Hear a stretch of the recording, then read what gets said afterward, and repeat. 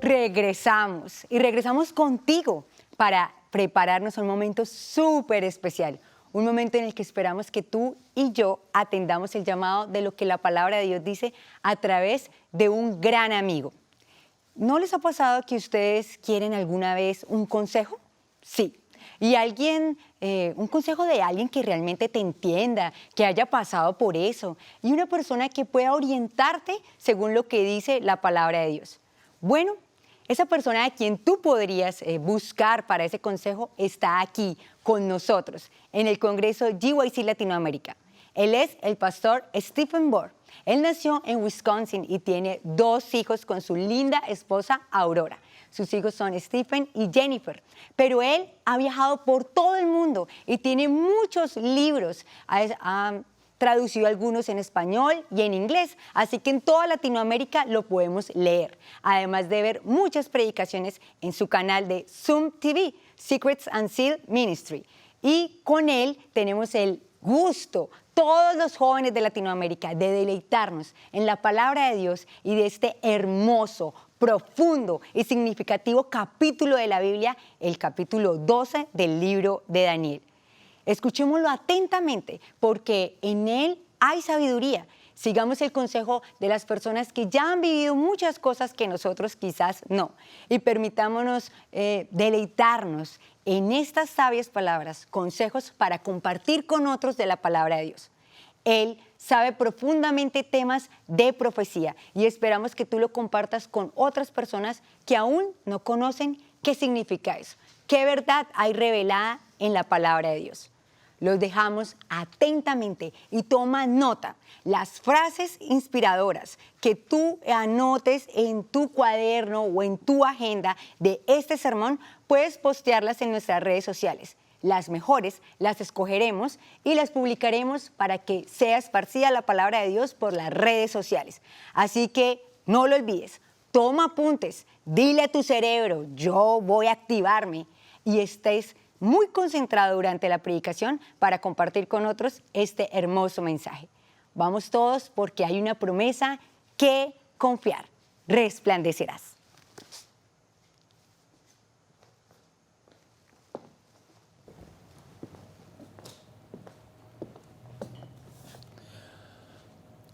Les saludo muy cordialmente, mis queridos jóvenes de GYC. En realidad, aquí en nuestro ministerio, Secrets and Sealed y Zoom TV, creemos fuertemente en la obra que hace GYC. Personalmente la apoyo donde quiera que voy, porque creemos que Dios va a usar una gran cantidad de jóvenes para la terminación de su obra. Así que con mucho gusto estamos transmitiendo este programa para todas las Américas, indudablemente también para muchas personas en otros países del mundo. Antes de comenzar nuestro estudio, queremos pedir que Dios bendiga su palabra al predicarla. Así que les invito a inclinar sus rostros para orar. Padre Celestial, gracias te damos por ser un Dios que se comunica con nosotros. No te escondes, sino que nos dices cuál es tu voluntad. Al abrir tu palabra pedimos que no regrese a ti vacía, sino que haga impacto en nuestra mente y nuestro corazón, para que podamos caminar más de cerca con nuestro querido Salvador Jesús. Gracias te damos por la promesa de tu presencia y reclamamos esa promesa en el precioso y poderoso nombre de Cristo nuestro Salvador. Amén. Vamos a leer el versículo tema de esta convención de GYC. Se encuentra en Daniel, el capítulo 12 y el versículo 3. Ahora, en su contexto, este versículo está hablando sobre los que van a resplandecer después de la crisis final en el reino. Pero, si vamos a brillar allá en el reino, tenemos que brillar aquí. En Juan el capítulo 8 y el versículo 12, el Señor Jesucristo dijo, yo soy la luz del mundo. Pero en Mateo el capítulo 5, 14 al 16, encontramos que Jesús dijo en cuanto a nosotros, vosotros sois la luz del mundo. Ahora, ¿cómo es que Jesús es la luz del mundo y nos dice a nosotros que debemos ser la luz del mundo? Me gusta explicarlo comparando el sol con la luna.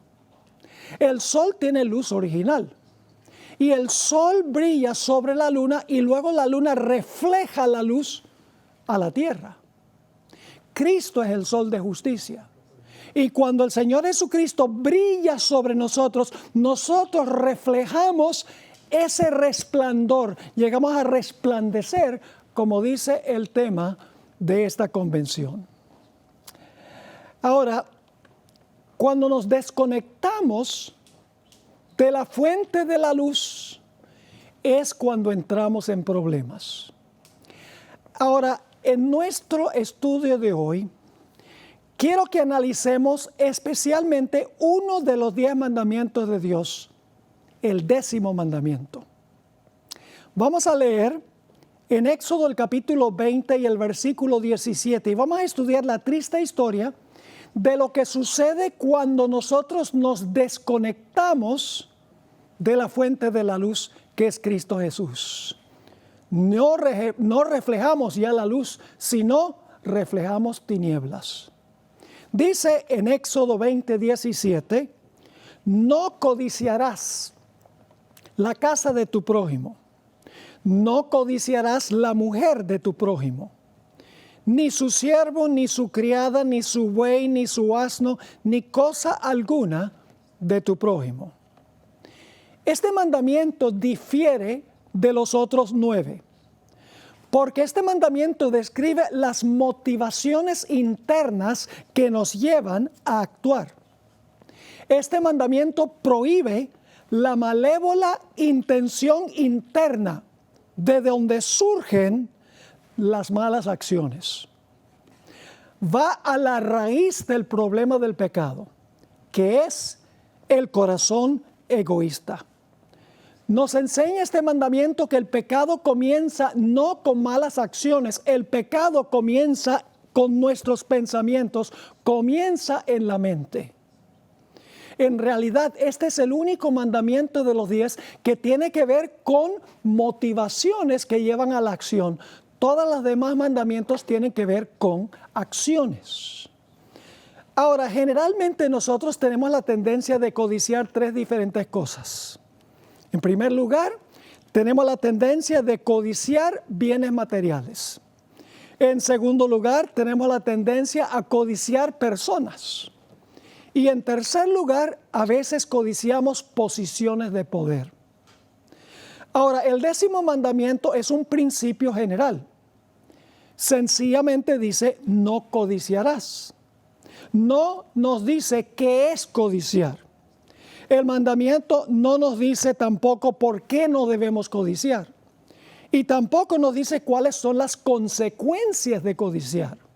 Sencillamente es un principio amplio, general, que dice, no codiciarás. En nuestro estudio de hoy, vamos a analizar una historia que ilustra en la vida práctica este mandamiento. Esta historia que vamos a estudiar nos va a enseñar qué es la codicia, porque el mandamiento no nos dice qué es. ¿Cómo se expresa la codicia en acción? ¿Cuáles son los resultados terribles de la codicia? ¿Y cuál es el castigo que nos sobreviene cuando codiciamos? Vamos en nuestras Biblias a 2 de Samuel, el capítulo 11. 2 de Samuel, el capítulo 11. Vamos a ver qué sucede cuando una persona se desconecta de la fuente de luz y luego qué sucede cuando se reconecta a la fuente de la luz. Esta es la historia del adulterio del rey David. Ahora, antes de esto, Dios describió de una forma muy amplia y bondadosa a David. En 1 de Samuel, el capítulo 13 y el versículo 14, Dios le dice a Samuel hablándole a Saúl, porque Saúl había apostatado, mas ahora tu reino no será duradero. Jehová se ha buscado un varón conforme a su corazón, hablando de David, al cual Jehová ha designado para que sea príncipe sobre su pueblo, por cuanto tú no has guardado lo que Jehová te mandó. Así que Dios le dice a Saúl, yo he escogido a otro, un hombre según el corazón de Dios. Así era David, conectado con la fuente de la luz. Pero tristemente, cuando no nos mantenemos conectados a la fuente de luz, tenemos serios problemas. Y de eso queremos hablar. En 2 Samuel 11:1 comienza la historia. Aconteció el año siguiente, en el tiempo que salen los reyes a la guerra, que David envió a Joab y con él a sus siervos y a todo Israel, y destruyeron a los amonitas y sitiaron a Rabá. Pero David se quedó en Jerusalén. Primer error. Dice que era el tiempo para los reyes salir a la guerra.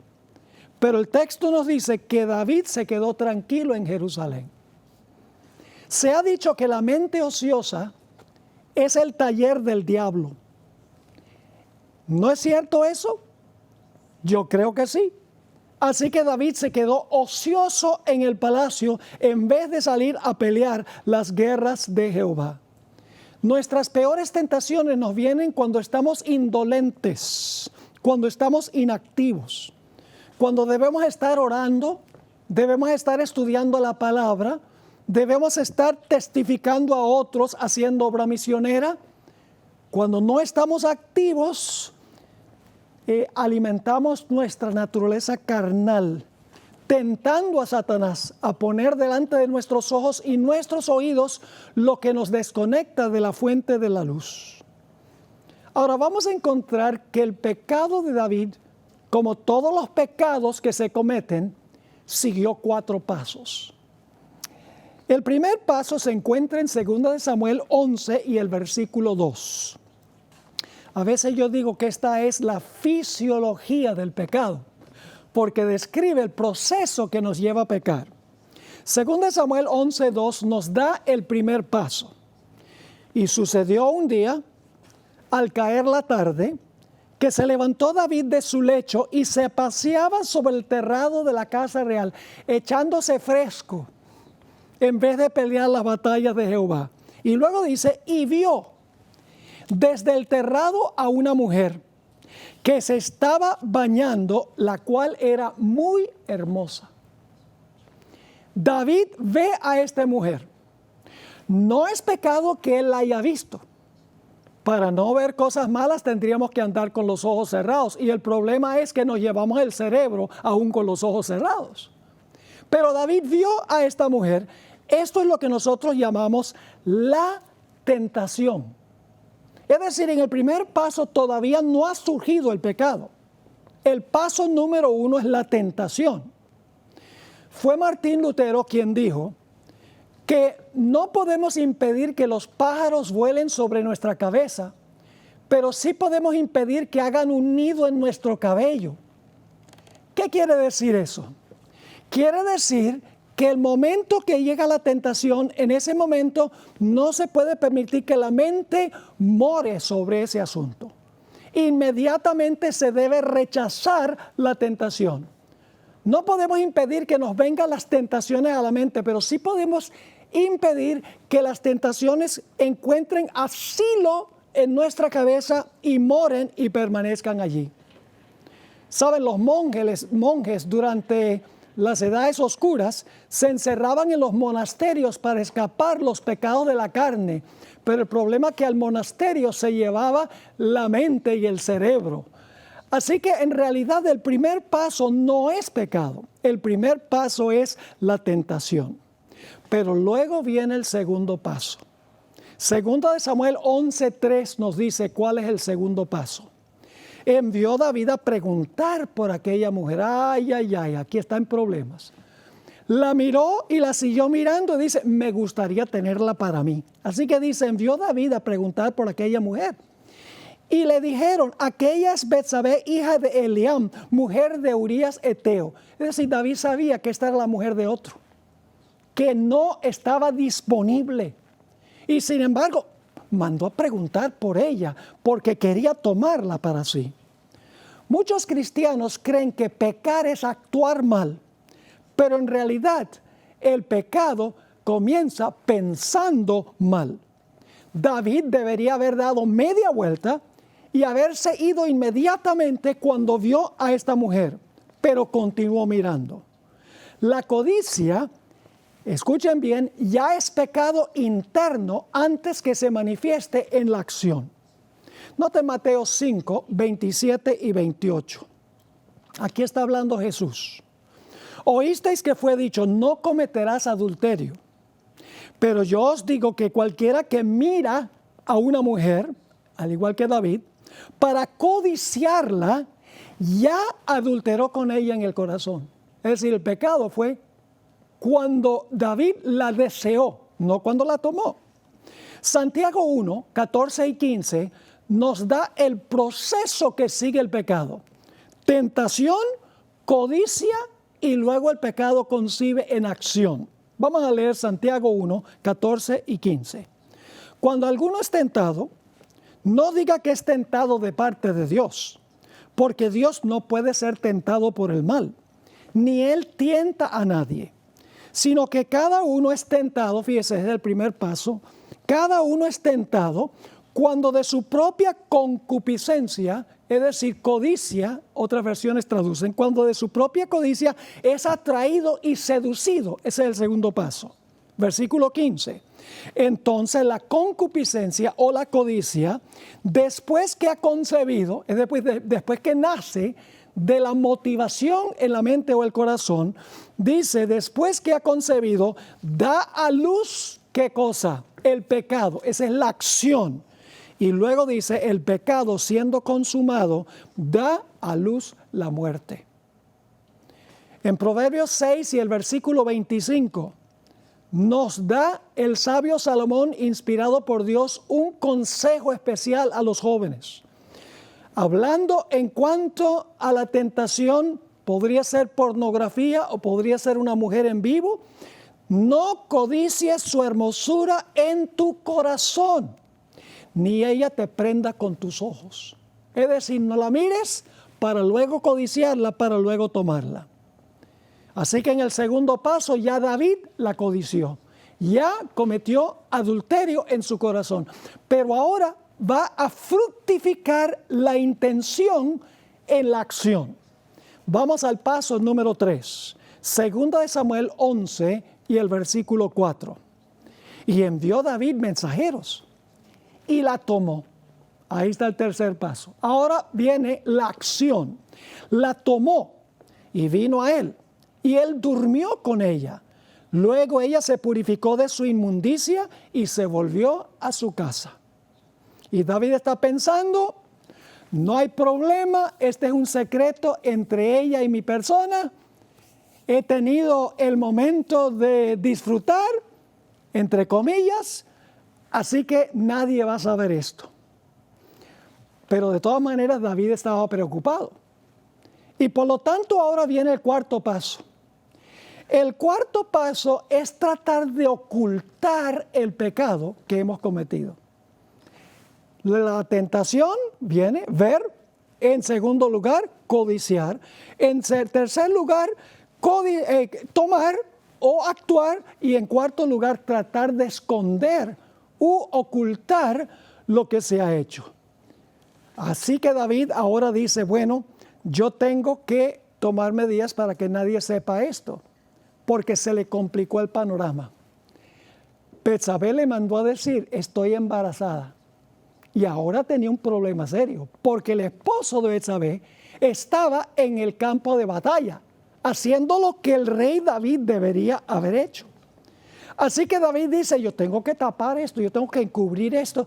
Así que él manda a llamar a Urías Eteo con la esperanza de que Urías se acueste con su mujer, para que la gente crea que el bebé era de él. Noten 2 Samuel 11 y el versículo 6 al 10. 2 Samuel 11, 6 al 10. Entonces David envió a decir a Joab, que era el encargado de las tropas: envíame a Urías Eteo. Y Joab envió a Urías a David. Cuando Urías vino a él, David le preguntó por la salud de Joab, y por la salud del pueblo, y por el estado de la guerra. Después dijo David a Urías: desciende a tu casa y lava tus pies. Y saliendo Urías de la casa del rey, le fue enviado presente de la mesa real. Mas Urías durmió a la puerta de la casa del rey con todos los siervos de su señor y no descendió a su casa. Dice: no voy a ir a mi casa a dormir con mi esposa. Versículo 10. E hicieron saber esto a David diciendo: Urías no ha descendido a su casa. Y dijo David a Urías: ¿no has venido de camino? ¿Por qué pues no descendiste a tu casa? ¿Has estado en el campo de batalla? Ve y acuéstate con tu mujer. Y fíjense cuán leal era este hombre, Urías Eteo, que ni siquiera era israelita, era un mercenario empleado por Israel para la guerra. Segunda Samuel 11:11. Y Urías respondió a David: el arca e Israel y Judá están bajo tiendas, y mi señor Joab y los siervos de mi señor en el campo. ¿Y había yo de entrar en mi casa para comer y beber y a dormir con mi mujer? Por vida tuya y por vida de tu alma, que yo no haré tal cosa. ¿Cómo yo voy a disfrutar acostarme con mi mujer cuando ningún hombre que está peleando las guerras de Jehová lo va a hacer? Así que David dice: paso número 1 para ocultar lo que he hecho ha fracasado. Así que viene ahora el plan B. Hay 3 planes. El plan C hablaremos en unos momentos. Segunda Samuel 11 y el versículo 12. Y David dijo a Urías: quédate aquí aún hoy, y mañana te despacharé. Y se quedó Urías en Jerusalén aquel día y el siguiente. Es decir, David está diciendo: bueno, con el paso del tiempo, Urías va a querer ir a acostarse con su mujer. Pero dice la Biblia que él no quiso. No quiso Urías ir a acostarse con su mujer. En 2 Samuel 11 y el versículo 13, encontramos inclusive que David lo invita a un banquete y lo emborracha para que luego vaya a dormir con su mujer. Fíjense el versículo 13. Y David lo convidó a comer y a beber con él, hasta embriagarlo. Y él salió a la tarde a dormir en su cama con los siervos de su señor, mas no descendió a su casa. Imagínense qué lealtad tenía este hombre a David y a las tropas de Israel. Así que ahora viene el plan C. David dice: no se fue a acostar con su mujer recién llegado, no se fue a acostar con su mujer embriagado. Entonces la única solución es mandarlo a matar. Noten el versículo 14 y 15. Venida la mañana, escribió David a Joab una carta, la cual envió por mano de Urías. Fíjense que Urías ni siquiera sabía que en esa carta que él estaba llevando estaba su sentencia de muerte. Así que dice: venida la mañana, escribió David a Joab una carta, la cual envió por mano de Urías. Y escribió en la carta diciendo: poned a Urías al frente, en lo más recio de la batalla, y retiraos de él, para que sea herido y muera. Ahora ha añadido al adulterio asesinato, por tratar de encubrir el pecado que él ha cometido. Y entonces ahora David dice: misión cumplida. Mataron a Urías, ahora yo voy a tomar a la esposa de él. Y la gente va a decir: ve qué bueno es David que está cuidando de la esposa de Urías. Noten 2 Samuel 11 y el versículo 25. Cuando David oye las noticias de que Urías ha sido muerto en el campo de batalla, dice en el versículo 25: y David dijo al mensajero: así dirás a Joab, dile al jefe de las tropas, al general: no tengas pesar por esto, porque la espada consume ora a uno, ora a otro. Refuerza tu ataque contra la ciudad hasta que la rindas y tú aliéntate. Es decir, no hay problema. Descarado. El pecado endurece, el pecado enceguece. Ahora, no es este el único pecado en la Biblia que sigue 4 pasos. tenemos a otro personaje llamado Acán. Dios le había dicho a Israel que cuando entraran a la tierra prometida y conquistaran la ciudad de Jericó, no tomaran nada personalmente de la ciudad para ellos. Pero hubo un hombre llamado Acán, quien tomó un changote de oro, algo de plata, un manto babilónico fino y lo escondió. Y luego finalmente se siguió un proceso y se descubrió quién era. Vamos a leer Josué 7, versículos 20 y 21. Y Acán respondió a Josué diciendo, porque ahora Josué dice, confiesa lo que has hecho. Verdaderamente dice Acán, yo he pecado contra Jehová, el Dios de Israel. Y así he hecho. Ahora fíjense los 4 pasos. Pues vi entre los despojos un manto babilónico muy bueno, 200 siclos de plata, un lingote de oro de peso de 50 siclos. ¿Era pecado que Acán estuviera viendo eso? No. Todo Israel estaba viendo las riquezas que había en la ciudad. Pero ahora viene el segundo paso. Dice, lo cual codicié, es decir, lo deseó. Paso número 2. Ahora viene el paso número 3. Y tomé. Es decir, ahora viene la acción. Y luego dice, he aquí que está escondido, paso número 4, bajo tierra, en medio de mi tienda y el dinero debajo de ella. El primer pecado de la historia en este mundo siguió los mismos 4 pasos, el pecado de Eva. Dice en Génesis 3 y el versículo 6, Génesis 3, 6, está aquí describiendo la tentación de Eva, dice, y vio, ahí está el paso número 1, la mujer, que el árbol era bueno para comer, que era agradable a los ojos, y árbol, segundo paso, codiciable para alcanzar la sabiduría, paso número 3, y tomó de su fruto y comió, y dio también a su marido, el cual comió así como ella. Ahora yo pregunto, ¿qué hicieron cuando cometieron su pecado? Se escondieron. Pensaban que podían esconderse de Dios en medio del huerto. El primer pecado de la historia de este mundo siguió los mismos 4 pasos. Ahora, jóvenes, quiero preguntarles, ¿a dónde se vence el pecado? ¿En qué paso se vence el pecado? Se vence en el paso número 1 cuando llega la tentación. Hay que huir de la tentación, en otras palabras. Ahora, fíjense que David, en realidad, al hacer esto, quebrantó todos los mandamientos de la ley de Dios.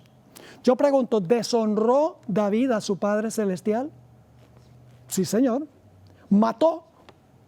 Sí. ¿Cometió adulterio?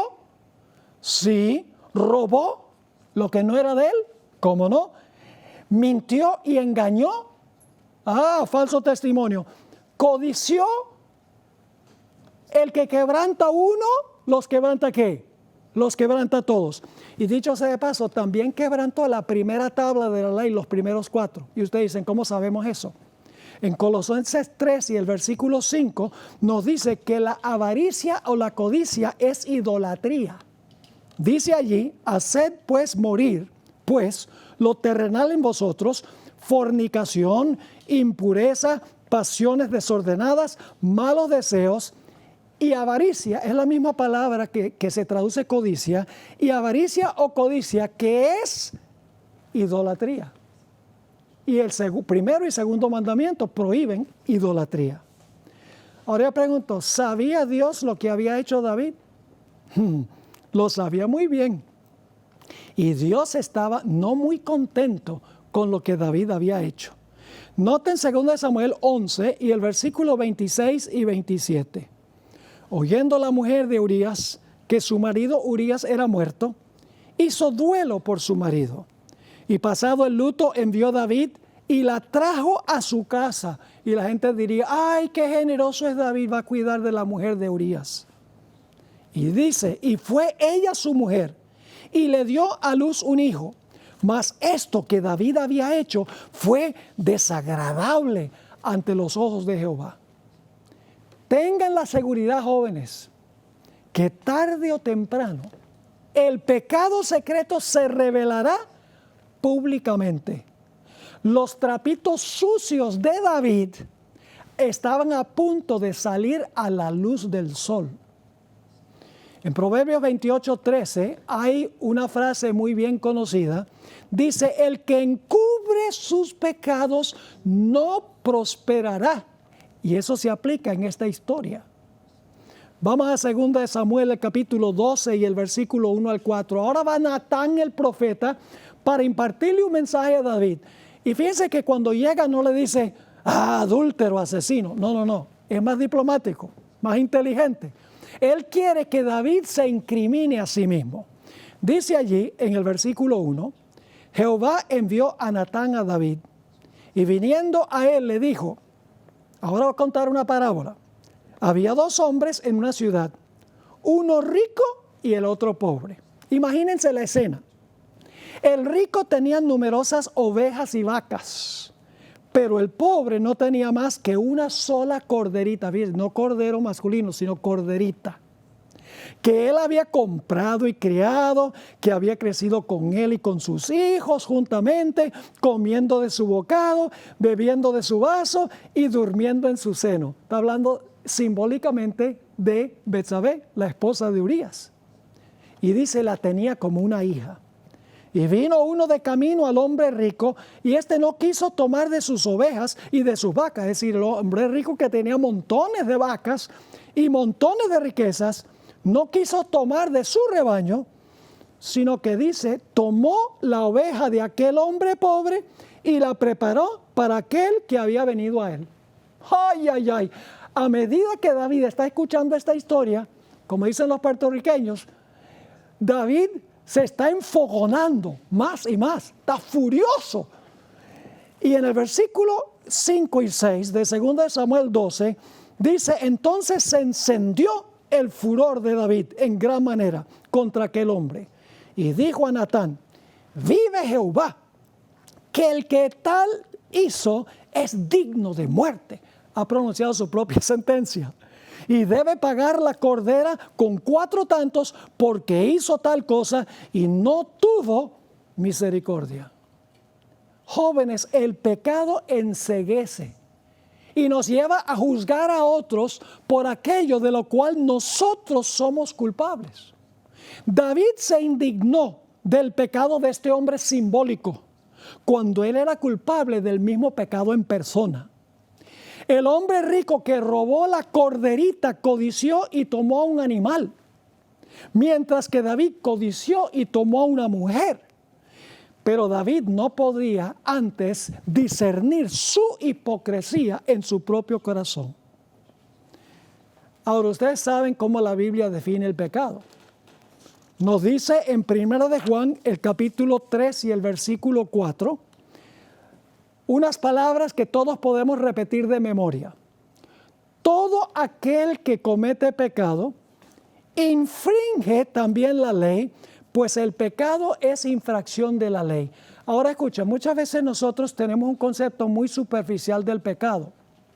Nosotros decimos, el pecado es sencillamente desobedecer un mandamiento escrito en tablas de piedra. Es quebrantar un reglamento que Dios ha dado. Pero el pecado es mucho más profundo que eso. En realidad, el pecado no es meramente contra un código en tablas de piedra. El pecado es contra personas. Y ustedes dicen, ¿cómo es eso? Jóvenes, un pecado como adulterio o cualquier otro pecado, en realidad hiere a la esposa, hiere al esposo, hiere a los hijos, hiere a los amigos, a la iglesia, inclusive a Dios. El pecado es personal. Por eso es que el apóstol Pablo dice en Romanos 7:7, él define el pecado como transgresión de la ley. Dice, ¿qué pues diremos? ¿La ley es pecado? En ninguna manera. Pero yo no conocí el pecado sino por la ley. Porque tampoco conociera la codicia si la ley no dijera, no codiciarás. Así que Pablo está diciendo aquí, sencillamente la codicia es transgredir el mandamiento que dice no codiciarás. Pero Pablo en otro sitio explicó que el pecado es más profundo que quebrantar el 10º mandamiento. En Romanos 13, 8 al 10, encontramos las siguientes palabras de Pablo. No debáis a nadie nada, sino el amaros unos a otros, porque el que ama al prójimo ha cumplido la ley. Fíjese que tiene que ver con amor al prójimo. Porque, ahora va a citar los últimos 6 mandamientos: no adulterarás, no matarás, no hurtarás, no dirás falso testimonio, no codiciarás. Y cualquier otro mandamiento en esta sentencia se resume: amarás a tu prójimo como a ti mismo. El amor no hace mal al prójimo, así que el cumplimiento de la ley es el amor. Quebrantar un mandamiento significa ofender a otras personas. El pecado no es solo contra un código escrito, el pecado es contra personas. Por eso el hijo pródigo, cuando se va de su casa, deshonra a Dios y deshonra a su padre. Cuando regresa a la casa, no dice: ay, padre, pequé contra el 7º mandamiento y pequé contra el 5º mandamiento. No, ¿qué dice el joven? Dice: he pecado contra el cielo y contra ti, y no soy digno de ser llamado tu hijo.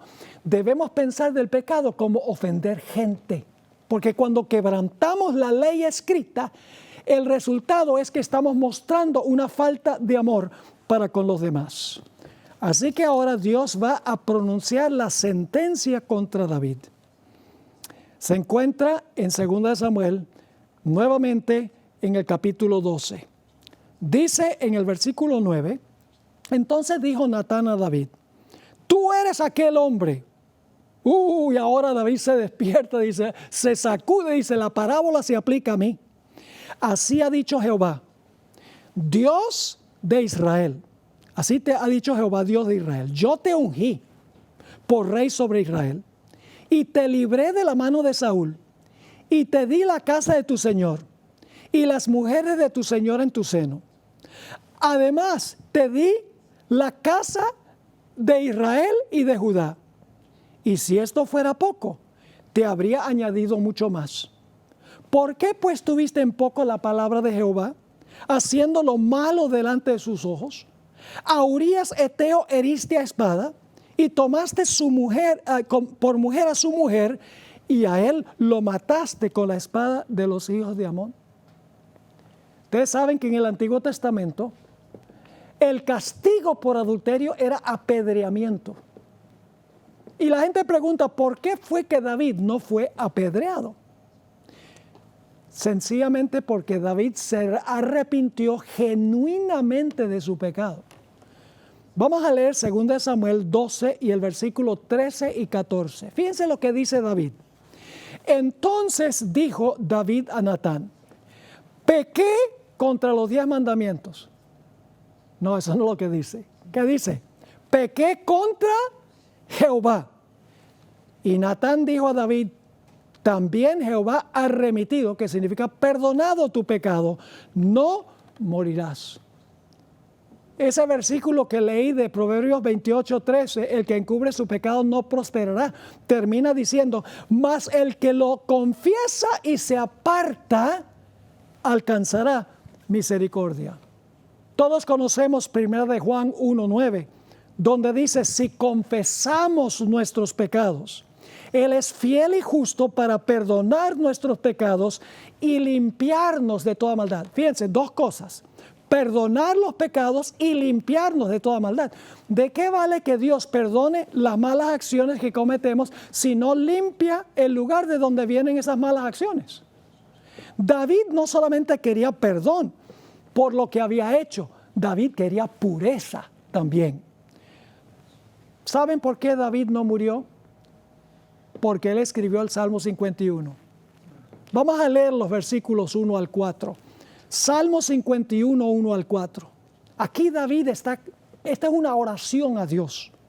Ten piedad de mí, oh Dios, conforme a tu misericordia. Conforme a la multitud de tus piedades, borra mis rebeliones. Fíjese, está pidiendo perdón por lo que ha hecho. Luego dice: lávame más y más de mi maldad y límpiame de mi pecado. Es decir, perdona mi pecado, limpia mi registro del pecado. Versículo 3. Aquí está el verdadero arrepentimiento. Porque yo reconozco mis rebeliones y mi pecado está siempre delante de mí. Contra ti solo he pecado y he hecho lo malo delante de tus ojos, para que sea reconocido justo en tu palabra y tenido por puro en tu juicio. David aquí está pidiendo perdón por su pecado, pero también quiere pureza. Vamos a los versículos 7 al 10. Purifícame con hisopo y seré limpio. Lávame y seré más blanco que la nieve. Hazme oír gozo y alegría, porque estaba apesadumbrado por lo que había hecho. Nuevamente, hazme oír gozo y alegría. Se recrearán los huesos que has abatido.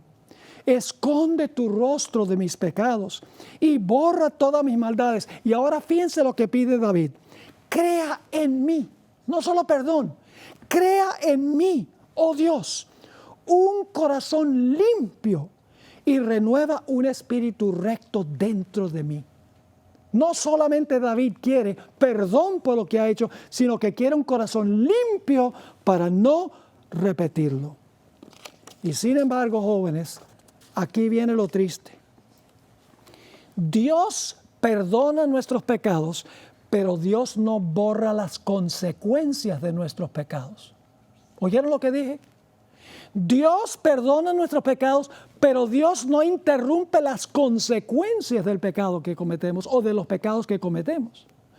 Todos conocemos este texto de Gálatas 6 y el versículo 7. Gálatas 6 y el versículo 7. Donde dice, no os engañéis, Dios no puede ser burlado, pues todo lo que el hombre sembrare, eso también segará. Vamos a 2 Samuel, el capítulo 12 y el versículo 10 al 12. 2 Samuel 12, 10 al 12. Aquí Dios va a decirle a David cuál será la consecuencia de los pecados que él cometió. A pesar de que Dios lo perdonó, fíjese qué misericordioso es Dios. No hay pecado que Dios no esté dispuesto de perdonar. Si nos arrepentimos, lo confesamos, le pedimos perdón y le pedimos pureza, Dios perdona el pecado. Nos dice en el versículo 10 lo siguiente: por lo cual ahora Dios le está hablando, no se apartará jamás de tu casa la espada. Por cuanto me menospreciaste, noten, mandó a matar a Urías Eteo, cometió adulterio con su esposa, pero Dios dice, tú me menospreciaste a mí y tomaste la mujer de Urías Eteo para que fuese tu mujer. Así ha dicho Jehová, he aquí yo haré levantar el mal sobre ti, de tu misma casa, y tomaré tus mujeres delante de tus ojos, y las daré a tu prójimo, el cual yacerá con tus mujeres a la vista del sol, porque tú lo hiciste en secreto, mas yo haré esto delante de todo Israel a pleno sol. ¡Wow! Las consecuencias del pecado de David.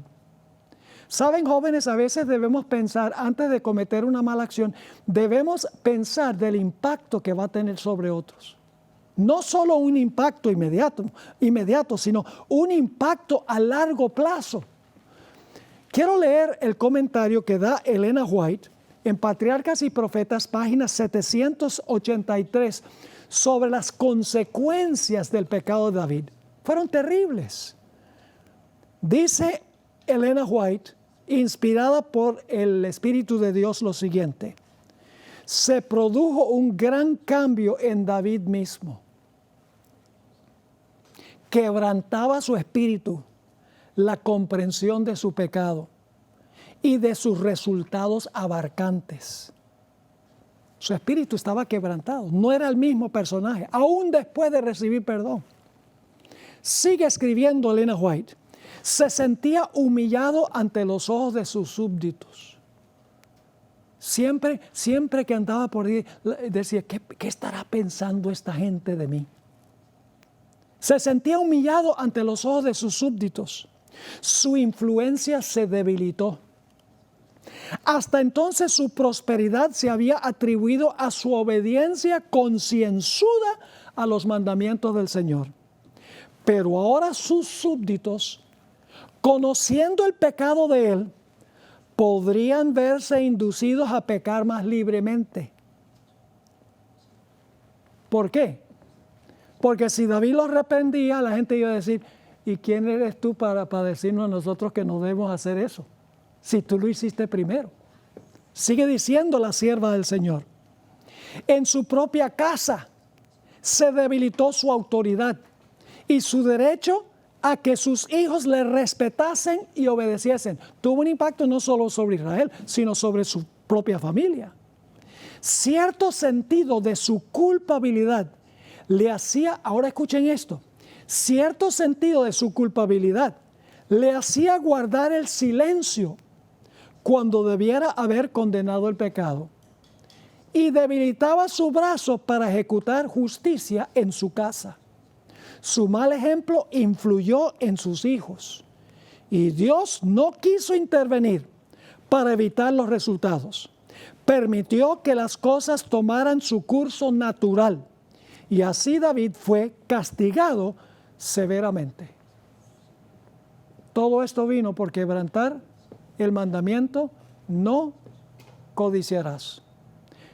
La juventud de hoy en día, y no solo la juventud, el público en general, tiene un terrible problema, por ejemplo, con la pornografía. Es un problema horrendo, no solamente fuera de la iglesia, sino dentro de la iglesia.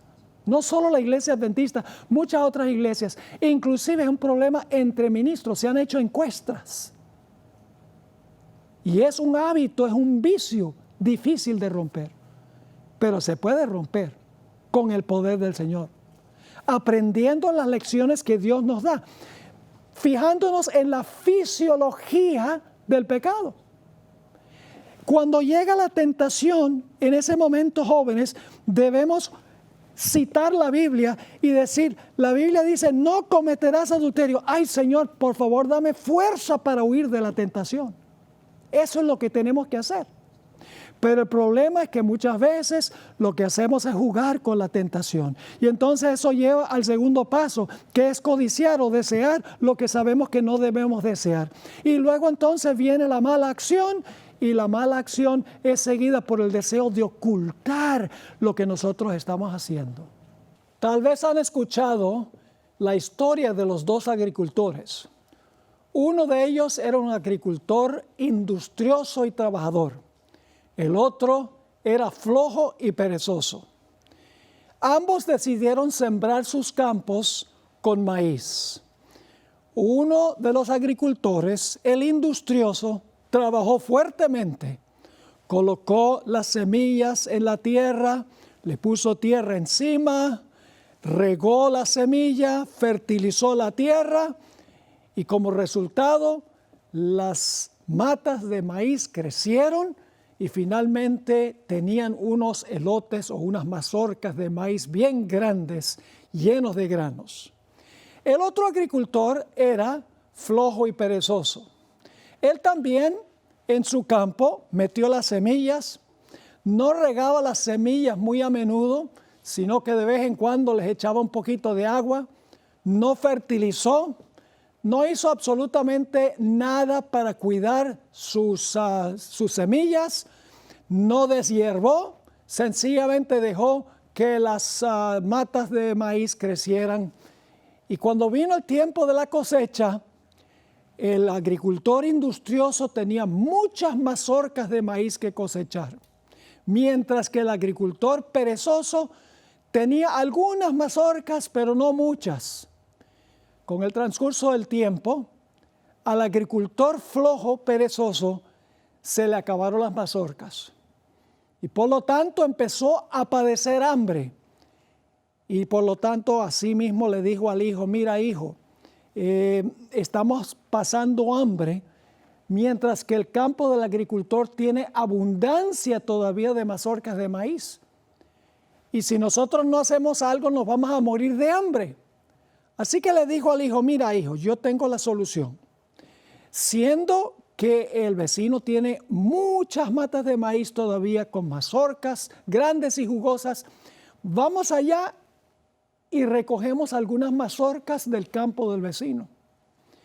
El hijo miró al papá y le dijo, pero papá, ¿cómo vamos a hacer eso? ¿Eso no es robar? Y el papá le dijo, no, hijo, eso no es robar. ¿No te acuerdas que el Señor Jesucristo, mientras estuvo aquí en la tierra, sus discípulos iban caminando con Él y había un campo ahí con grano y ellos quitaron el grano para comer porque tenían hambre? Ciertamente, si uno tiene hambre y el vecino tiene mazorcas de maíz, no es robar ir a tomar algunas mazorcas. Bueno, el hijo finalmente dijo, bueno, papá, si tú dices que no es deshonesto hacer eso, pues entonces vamos a hacer lo que tú dices. Así que resulta que el papá y el hijo fueron allá a donde se encontraba el campo o la siembra del vecino, y el papá le dijo, mira, hijo, vamos a hacer lo siguiente. Yo voy a entrar al campo del vecino con un saco para echar las mazorcas de maíz, y cuando yo estoy allá cosechando las mazorcas y echándolas al saco, yo quiero que tú te mantengas aquí en este lado de la cerca y te fijes a ver si alguien está viniendo, para que si alguien viene, tú gritas y me avisas de que viene, para yo salir del campo corriendo y regresar para que no me descubran. Y el hijo le dijo, pero papá, entonces no es honesto lo que vas a hacer, porque si tienes miedo de que te van a descubrir, hay un problema allí. Y el papá le dijo, no te preocupes por eso. Así que el papá se metió por debajo del alambre de púas, entró al campo del vecino y empezó a cosechar las grandes mazorcas de maíz y echarlas al saco. De repente, cuando está bien metido en el campo del vecino, oye el grito del hijo que dice, papá, papá, y dice, oh no, me descubrieron. Dio media vuelta, salió corriendo y llegó allí donde estaba el alambre de púas, se metió por debajo, se rompió la camisa, el pantalón, pasando por el alambre, y todo el tiempo está mirando para atrás, para adelante, para los lados, y no ve a nadie. Y cuando llega donde está el hijo, le dice, hijo, ¿por qué me llamaste? Yo no veo a nadie. Y el hijo miró al papá y le dijo, papá, miraste para todas partes, menos para arriba. Creo que entienden la lección. La lección es que nosotros podemos ocultarle el pecado al hombre, pero no le podemos ocultar el pecado a Dios. Algún día tendremos que rendirle cuentas a Dios, aun cuando no se revele nuestro pecado en esta vida. ¿Cuánto mejor sería ser honestos al Señor y vencer el pecado? Vencer la tentación, no ir al segundo paso de codiciar, ni al tercer paso de actuar, ni al cuarto paso de tener que esconder. Dios les bendiga, jóvenes, y que podamos ser fieles al Señor. Gloria a Dios por ese poderoso mensaje. Muchas gracias, Pastor Stephen Bohr. Es un mensaje que sinceramente ha tocado nuestros corazones, y es nuestra oración y nuestro deseo que nuestro Padre Celestial pueda hoy en día no solamente compartir esta palabra, pero que esta palabra pueda impactar cada uno de nuestros corazones. Queridos jóvenes, qué bendición poder escuchar este mensaje. Y de esta manera quisiéramos invitarles a otro segmento muy especial. Posiblemente muchos de nosotros tenemos algunas preguntas. Adriana, ¿hay posiblemente alguien que tiene alguna pregunta, algún comentario? ¿Qué podemos hacer? Bien, para ti que estás allí en casa, en tu trabajo, en donde te estés conectando, te invitamos a que escribas tus preguntas a la siguiente dirección: preguntas.gyclatam.org. Esas preguntas las revisaremos y seguramente habrán muchas, así que trataremos de escoger las que más se presenten o el tema que más sea repetitivo, para que el Pastor Bohr estará mañana acompañándonos en vivo respondiendo a esas preguntas. Así que hazlo ahora. Preguntas.gyclatam.org. Y mañana tenemos una cita muy especial de madrugada. ¿Cuál es? Claro que sí, Adriana. Vamos a tener nuestro cuarto de oración. Creo que eso es algo muy especial, podemos saber que todo reavivamiento que ha tomado lugar a través de la oración. Y no es diferente el día de hoy, mis queridos jóvenes. Es importante tomar este tiempo especial, acompáñenos a través de este cuarto de oración, poder pasar tiempo juntos y poder experimentar el poder del Espíritu Santo.